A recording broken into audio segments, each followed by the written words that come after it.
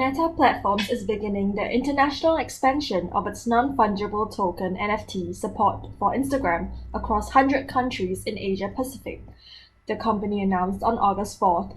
The company said it's also supporting wallet connections with the Coinbase wallet and Dapper, as well as the ability to post digital collectibles minted on the Flow blockchain. As of the date of the announcement, Meta supports connections with third-party wallets including Rainbow, MetaMask, and Trust Wallet. Instagram is also expanding its supported blockchains to include Flow.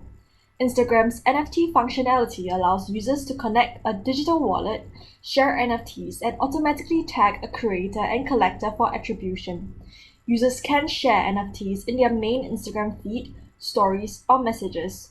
Once they post a digital collectible, it will have a shimmer effect and can display public information, such as the description of the NFT. In order to post a digital collectible on Instagram, users need to connect their digital wallet to Instagram. Revolut Singapore launches crypto services, more than 80 tokens now available. Revolut had secured in-principle approval from the Monetary Authority of Singapore in April this year to operate a fully regulated cryptocurrency service. Revolut said it does not apply any hidden fees and applies a 2.5 transaction fee for standard customers and a 1.5 transaction fee for premium and metal customers. The exchange process enables customers to convert any 27 fiat currencies or gold XAU and silver XAG into cryptocurrencies with no foreign exchange fees for transactions within the monthly exchange limit for each plan. China's FH-95 drone is designed to disrupt high-tech enemy networks and adds a new dimension to its drone warfare capabilities. They can perform remote detection outside defended areas, act as tactical fiends, and perform saturation attacks alongside manned aircraft. Drones capable of electronic warfare, surveillance, and early warning will become indispensable in combat. Yet, autonomy itself brings risks, as it may increase cyber and space warfare vulnerabilities, as such drones may require satellite guidance to function. Moreover, increased autonomy may mean more vulnerability to manipulation, as shown by Iranian forces' 2011 capture of a US RQ-170 Sentinel drone.